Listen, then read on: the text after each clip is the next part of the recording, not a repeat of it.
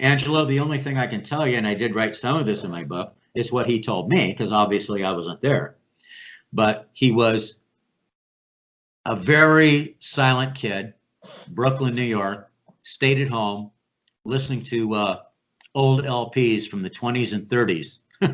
Yeah. Okay. And growing his hair long when everybody had a crew cut, right? And that kind of thing. So he had no friends. He stayed in his mom and dad's house. And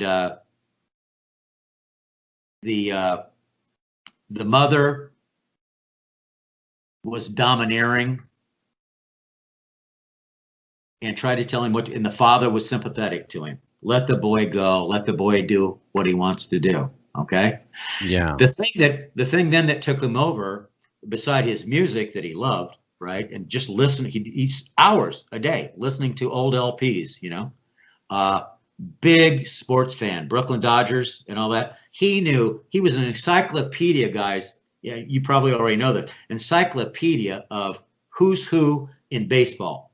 Averages, names, where they came from, how much money they made, their batting average. I mean, God, he'd blow people's minds, right?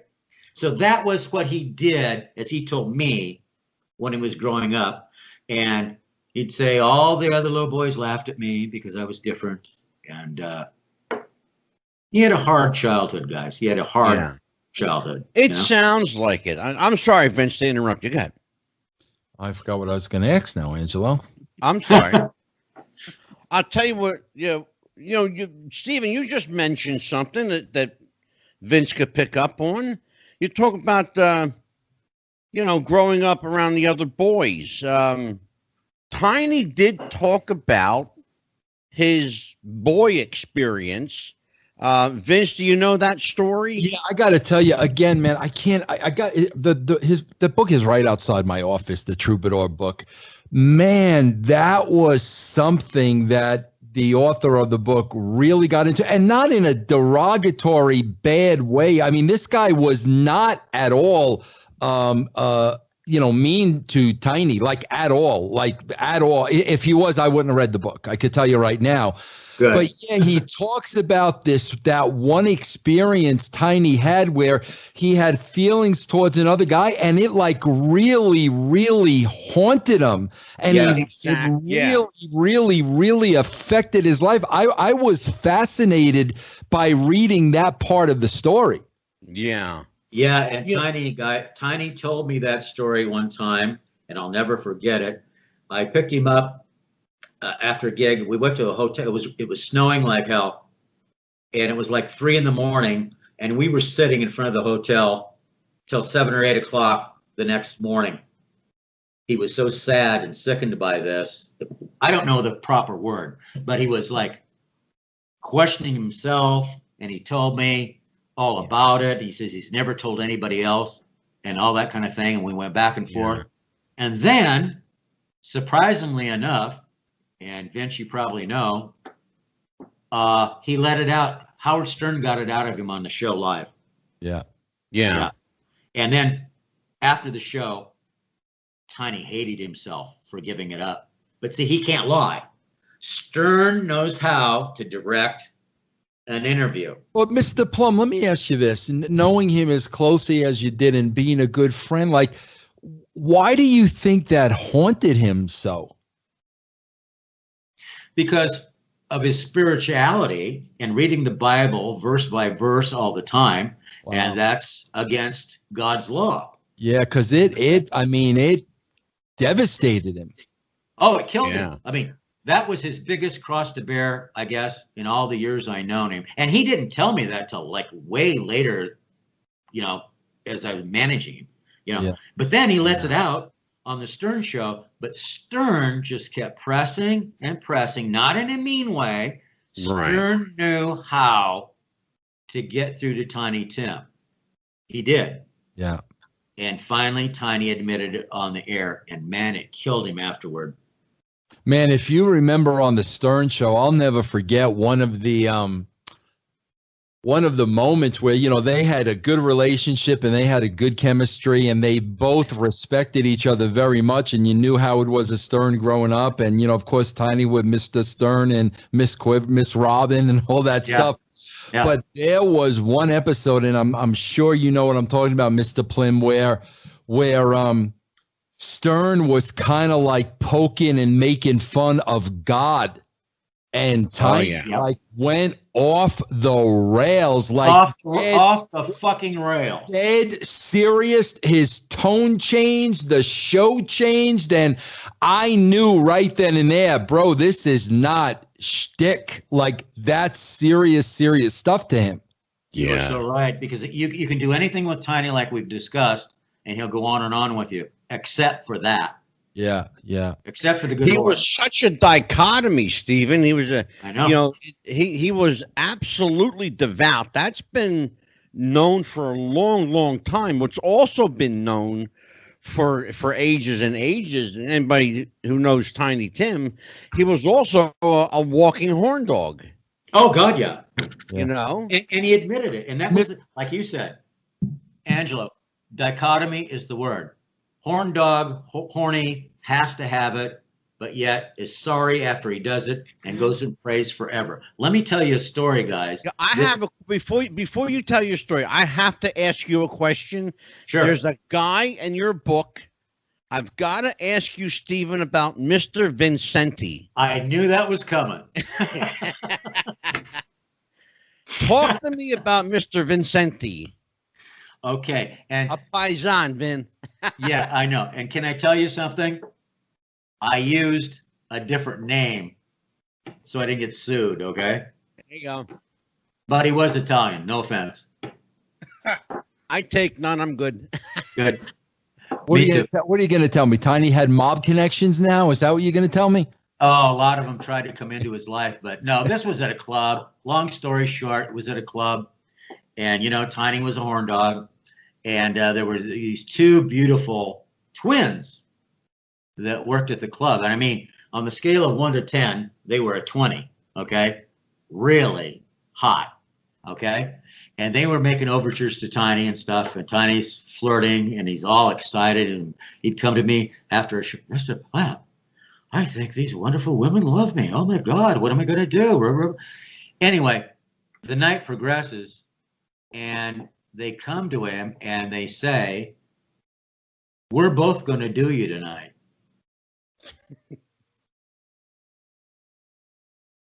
Both of us. Jesus. At the same time. Tiny flips out. He comes to me, goes, Mr. Plym. Now he's freaking. He goes, I can only last 5 minutes, maybe. What am I going to do? Oh my, and he flipped out, man. I mean, the cat flipped out. And Vincenti comes over to me, AKA Vincenti. He says, I know how to take care of a star. Yeah, I'll take care of you. I want you to come back here, run around. Tiny comes to me, we can't do this. And he's really flipped out, like he's not even going to do the next show. And I said, okay, I got an idea. And I knew the band that was backing him up at the time. The drummer had a big trunk, and it was called Box of Tricks. It was written right on it. It was sex toys. Okay. And I had an idea. I had to, because you don't know how flipped out he was. I didn't even know if he was going to go on and do the next show. That's how flipped out he got over this, right? Wow. I said, Tiny, I've got an idea. I went upstairs. I got the drummer, right? And I found this great big dildo. Oh, God. No, listen, guys. We've all seen them. And the nice thing is, this was still in the case, not touched. Oh, dear God. And you know what it said on it? The Destroyer. Oh, man. Oh, my God. I said, okay. And my mind went, my producer mind went, okay, click, click, click. Okay, here's what we're going to do. I mean, like in 30 seconds, I bring Tiny and I go, here's what's going to happen. See this? Oh, my goodness. I said, okay. I want you to go put on those white cloth pants, cotton pants, those thin ones, because I knew, you know, when the the light came down, right? They're right on him, right? And they're very thin. So I said, I want you to put this and tape it, not to your underwear, because he didn't wear underwear. It was Depends, right? So I said, I want you to tape this solidly to your your inner thighs, right? And your Depends, and let it hang down. He's going, what? I said, just trust me. You won't have to worry about him. Okay, Mr. Plym, whatever you say, right? So he did it, right? He's on stage. The spotlight comes on. He's playing Great Balls of Fire by Jerry Lee Lewis. Okay? That was the opening song. Oh, geez. And here's this destroyer dildo hanging down almost to his knees, what everybody could see. And the crowd went crazy. They went nuts. People are screaming, laughing, blah, blah, blah. Guess what these two broads were doing? No way! They freaked out.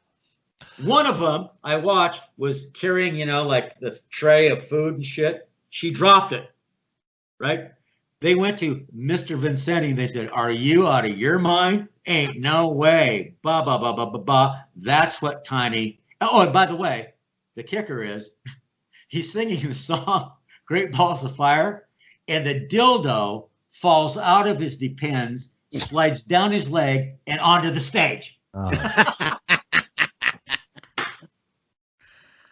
I'll never forget it. Like, Angelo, I love what you say in a lot of your bylines. You can't make this shit up. You can't. You really can't. Jesus. It's anyway, that got him out book. of. I encourage everybody. The book is Tiny Tim and Mr. Plym. Vince, I promise you will have this book sitting next to the Troubadour very shortly. I appreciate that, and I got to have Mr. Plym. I got to have you on one of my shows because we've only scratched the surface here. Oh God, yeah. Well, Vin, you don't mind have to go away. Can Angelo give me all your information? Is that cool? Yeah, yes, sir. I want to say this too, because I'm going to recommend something else with that book because Mr. Plym said this earlier in the interview. Man, Mr. Plym, a couple of years ago on Record Store Day, they came out with a live, I think it was Rhino, but they came out with a live Tiny Tim album. Okay? Yeah. A double album. Double album was Tiny Tim Live a couple of years ago. When you talk about that voice, bro, my wife, I've been married for 36 years. Tiny Tim has been a part of my life for as long as I've been married. I was playing the album on my stereo. My wife didn't even know it was him. I believe you. He's singing in regular voice, and holy shit. I was blown away by what a phenomenal singer he was, and nobody saw that had to drive him nuts. Oh yeah, you had to be at a show, like you're saying. He was unbelievable singer, baritone singer, man. Oh my God, bro, unbelievable singer. Yeah. Whose idea was it, Stephen, for Tiny to record "Do You Think I'm Sexy"? The Rod Stewart song. I don't know. I always answer truthfully. Not heard it. Go on YouTube and just search Tiny Tim sings "Do You Think I'm Sexy." It is a trip. It is a trip. Vince, can you hang out with us, or do you have to go, brother? I do have to go just because I got another podcast to do. Okay. I sincerely thank you, man, for no, I thank you, Angelo, for having me. Dan and Mr. Plym. I mean, I definitely want to bring you on my show. There's so many more avenues I want to go down. I knew an hour wouldn't be long enough. Vince, thank you so much for the invite, and I'll be there anytime you like. Okay, thank you. Angelo, thank you. I'll send all Steve's stuff to you, Ben. Okay, thank you guys very, very much for having me. Thank you. So Thanks for being on the show with you, sir. Yeah, Mr. Plym, this was an absolute treat for me. Thank you very much. Me too, to meet you, Vince. Thank you. Okay. Good night, Vince. Vince Russo, everybody. All right, Dan, we're back. Back with Stephen Plym, Dan the Man, and This little wop from Jersey. Dan the man. Dan, by the way, I got to tell you, I love your hat, baby. Oh, thank you, sir. He wears a different one every show. I used to wear those years ago. I love that. I love that look. Well, I mean, I have the mutton chops and a flat cap, so I'm nothing but with the times. That's for sure. Absolutely. Stephen, how you doing, brother? I'm doing good, man. You know, little problem I told you off camera. My 17-year-old daughter has the COVID. Yeah. And that's not good, but she's a strong kid. I talked to her right before. Her name's Callie Reno Plym. She's listening right now. Terrific. And she's fighting, and she's going to be okay. God bless. Absolutely beautiful.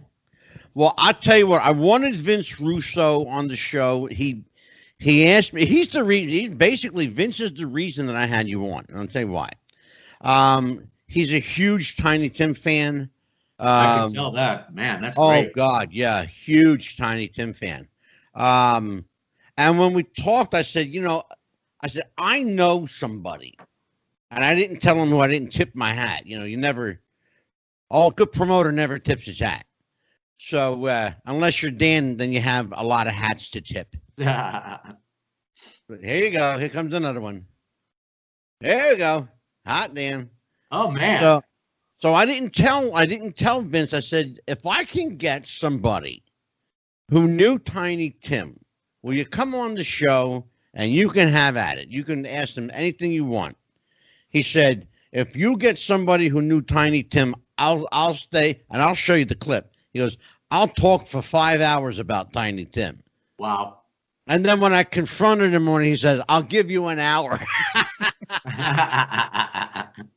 So you know what blows my mind though? Since he was 7 or 8 years old, can you imagine that? Oh God, you kidding me? Please. And I'm a couple years older than Vince. I'm like 2.5. I'm like 3 years older than Vince. But I remember. Oh my God, I used to love Rowan and Martin's Laughing. So did I. I loved and I watched. See, these shows aren't around anymore, Stephen. These variety shows, even like Dan. Were he not the smartest guy in the room, would never know about Mike Douglas and Merv Griffin. Oh, God. Oh, my, please, The best. These guys, they were entertainment.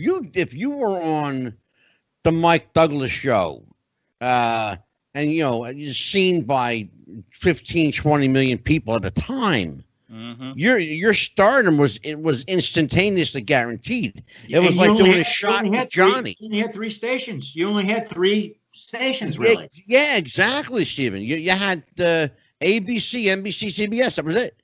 That was it. See, Dan, back in the day, the talk shows were where you became famous. Exactly. And then, because people don't understand this too, Stephen, that the late night talk shows is a fairly new thing at that point in time. Yes. Yeah. You had, Carson, of course, but it was Jack Parr before Johnny Carson. Yep. And Steve Allen. And a lot of people don't know that. Yeah. And Joe Franklin, my friend Joe Franklin, God bless his soul, started it in New York City. Brother, I got news for you. I'm going to tell you something I never told you. People that watch this show, they know. I worked for Joe Franklin. You did? I did. Do you know I was his associate producer. Do you know Spats White or Ornstein? Richie. Yeah. Yeah. Yeah. Yeah. Wow. I didn't know that, man. That's great. Great history. Yeah, I'll tell you what. Joe Franklin was Mr. New York. It's funny. I had a guy on my show. He's a wrestling guy that knew Joe. Joe was a big wrestling fan, Yeah. Big wrestling fan. And I had a guy on my show. Dan knows what I'm talking about. Bill Apter. And Bill Apter was a good friend of Joe Franklin. And Joe used to have me call people and prank call them. Because I used to do an impression of Joe Franklin. Really? I did. I used to call people. Can you do it for us? I mean, he was great. Yeah. I used to call people and go, hello, my friend. This is Joe Franklin. Let me speak to my friend, my dear friend, Tom Snyder. And I would get Tom Snyder on the phone and I'd prank him.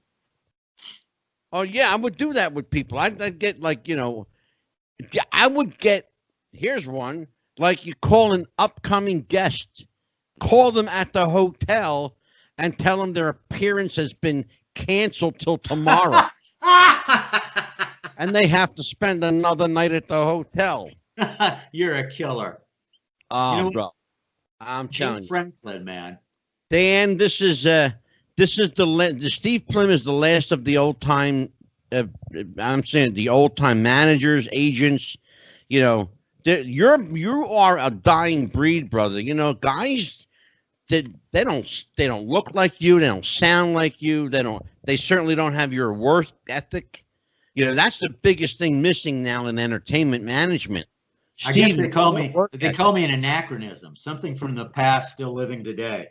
Well, if I may, just from reading, obviously Angelo mentioned I'm only 37, so a lot of this was before my time, and my study of history is really where it all came from. You talked about the old shows. I mean, even as a kid, I loved watching the old tapes, the Red Skelton and Ed Sullivan, and those even more than what was on TV now or then. I mean, but I think one of the things I've got the impression from studying up on you before the show is that's gone from current music is there's no brand loyalty. You were not just a manager, you were a friend. And now you hear stories, even high-end managers who are respected in the business go through clients like they change socks. And once you can't get anything, I mean, you were telling us a story sitting in a limo with a drunk, beaten down, broken man. And there's not a manager working today that would have stuck by him in that. He would have been yesterday's news and move on to the next object. And you couldn't. I'm sorry. Go ahead. No, you're sorry for interrupting. You're exactly right, and sadly to say, because it ain't the same today, baby. All they care about is the broads and the dough. Okay? Yeah. And there are no morals. There's no real friendship at all. It's just, hey, baby, how you doing? Yeah. Where's my check? Where's my check? Yeah. Well, Stephen, one of the things that was different with you with Tiny is that you handled one client at a time back then. You handled Tiny, and that's who got your attention, and that's who got your dedication and your time. Mm-hmm. Now you got guys that are handling 8, 9, rotating a revolving door. A revolving Rolodex of clients, 8, 9 people, and they can't give 5 minutes to any one. No, they can't. But, on the other side, I must say this. So many of the entertainers today, they don't give a shit either. How much money can I make? Where am I at? They have no loyalty either. Well, you see that with the in the social media age, especially with digital music, where musicians with net worths upwards of 10, 20 million complaining that the music industry is just not fair anymore. Like, millionaires bitching like they can't make any money in the music industry. Spoiled brats. Right. Exactly.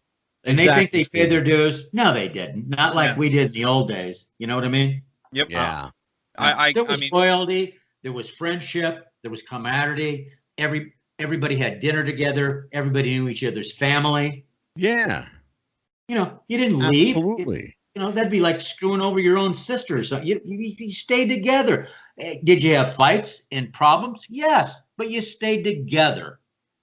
Well, I think what jumps out at me the most with the evolution of the music industry is how many record labels and managers and whatnot manage competing and rival acts, people who they'll counter almost conflict of interest production, where bands, like if you book one band, you can't book the other ever again. I mean, the manager doesn't care. He makes money no matter who wins that battle. But obviously there was no rival for Tiny Tim back then, but you wouldn't in no way have ever managed somebody that would make him look bad by booking them as well. No, not at all. And so many agents and managers today, they play the game. They all want certain names on their roster, and they call their clients. And if you buy this one and this one at this price, I'll give you this one. It's like extortion. I got news for you, Stephen. It happened, and Dan will tell you, brother, it happens the same way in wrestling as well.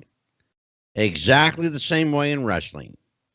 You know, you sell your soul to the highest bidder. It doesn't matter how, forget loyalty, you know. Yeah. How many zeros are in the end of my contract? That's all. Exactly. And I got to digress just a minute, Angelo, on the Joe Franklin thing that you were talking about, because he was such a great man. Here, I'll never forget this. As many times, now watch this, as many times like I would have to call Joe about something, you know what he would always say? The first thing that he would say to me, I was just thinking about you. You were on the tip of my tongue. I swear to God, I was just thinking about it. So if you knew him, you knew he always said that. and he made people feel good. I said, really? You go, yep, I was just thinking about you. How are you? How's the kids? That's a guy who knows the game. But you ain't kidding. That made him endearing to people. It doesn't matter if he met you for 5 minutes or knew you for 20, 30 years.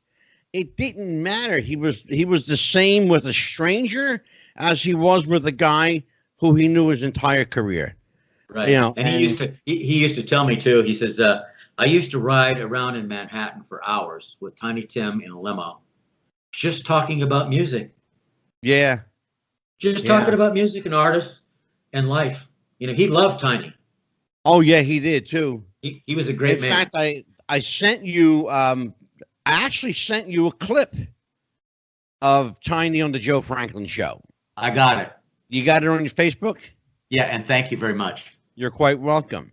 And I hadn't seen that. Here's the thing. I got a question. I'm going to switch gears for a second. I got a question about something that we touched on with Vince Russo when Vince was here. You know, Tiny was, you called him a lost soul. And I have a feeling, though, that lost soul didn't just appear. I have a feeling he's a guy that was for a long time trying to find who he is and who he was or who he wanted to be. Who was it that gave Tiny Tim, or I should say Herbert Corey, the shot in the ass, if you will, to step out of his shell and even go for something like performing on a stage? Because at first glance, Stephen, a guy like Tiny Tim, he is the most unlikely guy to succeed at anything. That's why he succeeded. Because he was the most unlikely guy to succeed. He was an anomaly. There was no one like him. I mean, before Kiss and all these other groups had makeup on stage, Tiny did it. Okay? Yeah. Tiny was real from the get-go. Completely, totally honest. Could laugh at himself, even if he didn't get the joke. Yeah. He was just, but the lost soul thing, okay. And Vince said that, but I agree with that because he hurt a lot. One time, laughing in the car, Mr. Plym, thank you for being with me. This is my 102nd comeback. I'll tell you one thing, though, that made his day, okay? Because I'll never forget this. He signed with Reprise Records. Sinatra owned that. Yeah. And Tiny was a big fan, you know that, guys, of all the crooners. Oh, God, sure. That was his thing. And especially Sinatra and Bing Crosby, right? He had a thing, too, Stephen, for Rudy Valley. What was that? Oh, God. Rudy Valley. I'll never forget this. Rudy Valley's wife, we were at the Hollywood Roosevelt Hotel, where the first Oscars were. Sure. And we were there, and she brought Tiny his coat for him. And Tiny cried.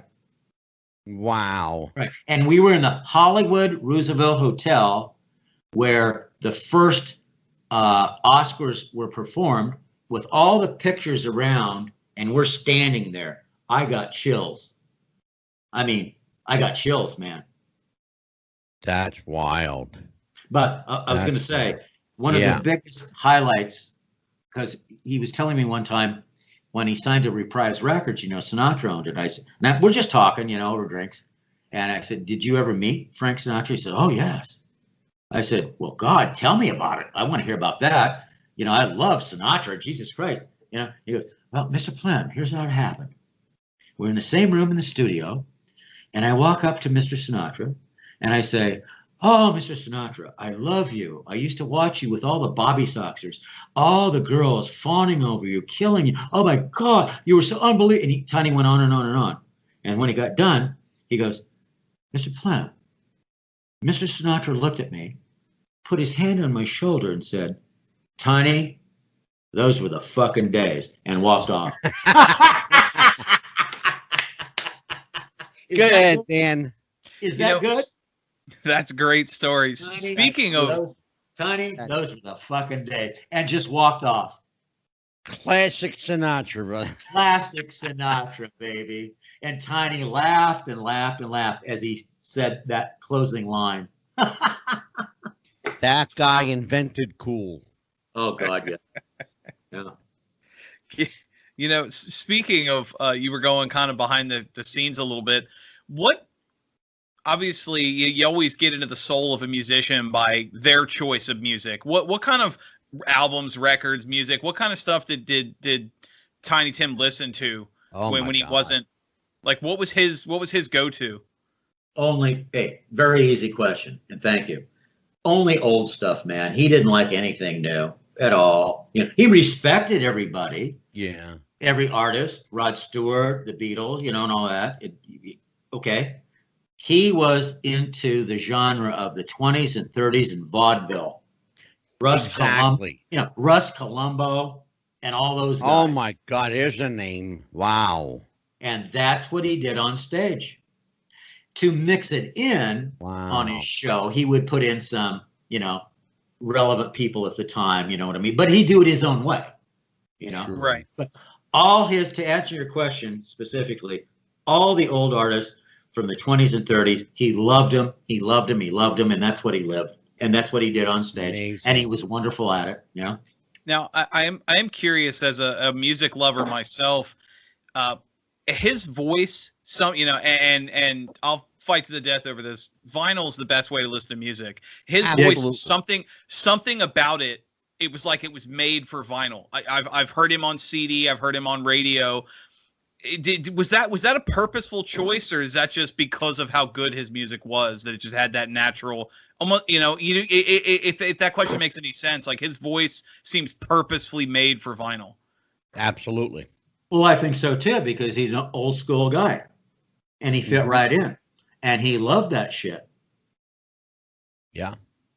He really did, Stephen. He would tell me he loves putting the needle on the vinyl and hearing the little scratch before it started. that I got news for you. That's all part of, to me, and my mother, when I was growing up, my mother worked for Sony, which is now Sony Records. It was called Columbia Records. Yeah. My mother used to press records. That's what she did. Wow. She actually made the vinyl. What a history you got, pal. Brother, she brought me bags and bags of records home. Before they hit the stores, I would get them. Damn it, we should be interviewing him. I'm telling you what. Most of the shows devolve into that anyway. But I'll tell you something, though. But here's the thing, though. That's all part of that, listening to that needle crackle at the beginning of a record. That's all part of the listening experience. And Tiny Tim was made for that. He was born for that. Yes, and I believe that certain artists are born for certain times. And he really was born for that time. His age has always been in dispute. We're not going to dispute that now. It's nobody's business. Only a couple of people know the truth, and that's, but Angelo, what Yeah. you just said, you're so right. Only a few people know his real age, and I don't give a shit about his birth certificate. Yeah. You get me? I hear you. I hear you. Yeah. And the truth is that he was way, way ahead of his time. Before his time, he probably was an anomaly because he didn't fit in. I think, quite frankly, he, like several other musicians, artists I can name, and I think that happens from time to time, is they're literally born at the wrong time. You know, Tiny was born way, way after he should have been. He should have been born. He should have been a star in the 20s and 30s. Exactly. He should have been in vaudeville. Can you imagine Tiny in vaudeville? He was custom made for vaudeville. Right. And that's what I'm getting at. He should have been born at a time where he could have performed in the 20s and 30s with, you know, the Ted Healy acts and Yes. Stooges and George and Gracie Allen, Burns Show, Gracie Allen, and you know, right, all those people. Or Mae West. People forget Mae West started in vaudeville. You know, people don't understand this. Some of the, you know, oh my God, dude, Stephen, you and I are really giving away our shit now. Yeah, but you know what? I love your show. See, you know what you're doing, my friend Angelo? You're bringing back the real essence. The essence. You and Dan the Man and Vince are bringing back the essence, I believe, of what show business was built on. Exactly. And we've said it all along. Yeah. See, and Dan and I will tell you, and we've told a lot of people this, we are a talk show that happens to have the subtext of wrestling. We talk very little about wrestling. We talk a lot about people, though. Yep. And that's why I like your title, as we talked one time off stage, right? Your analogy, or maybe that's the wrong word, but wrestling with the future. Yeah. You can talk about anything. Exactly. We've talked about that. Any genre. Exactly. And in this case, we're wrestling with the future of music. Yeah, exactly, man. Isn't it cool? Plays off itself. I want to tell people, and once again, I want to promote your book, brother, because you're going to sell some more books. Well, that's nice. Baby needs shoes. Baby needs shoes. It's a great book. It really is. It's a great book. The book is Tiny Tim and Mr. Plym, authored by Stephen M. Plym and Vivian Cooper. We have to say that legally because her name's on the cover. And she's a great gal and helped me tremendously. Yep. And with super ties to the music business, too, by the way. And Steve Plym will be with us for at least 4 episodes. Wow. This is episode 1. I'm thinking of making Stephen Plym a regular feature here. I'm going to have to talk to him about it and see if our budget can afford it, because our budget is a bag of chips and a yoo-hoo. I got to tell you something, Angelo. Yes, sir. No smoke up your ass. I'm a straight shooter like you are. Thank you very much for having me on this show. I love telling my story, and I love being interviewed by you and Dan the Man and your peeps, man, because you're all real.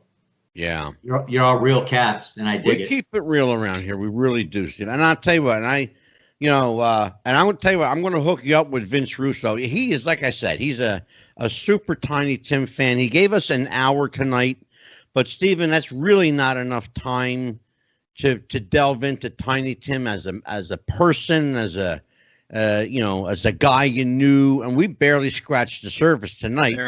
That's part of why we're going to have you back for 3 more episodes, at least 3 more. One of those episodes, I'm going to tell everybody right now, one of those episodes is going to be Management 101. It's going to be Stephen Plym. Shut up, Stephen. Management 101. Stephen, you're going to learn from Stephen M. Plym what to do and what not to do in the realm of show business and personnel management. You could also call that, Angelo, babysitting 101. There you go.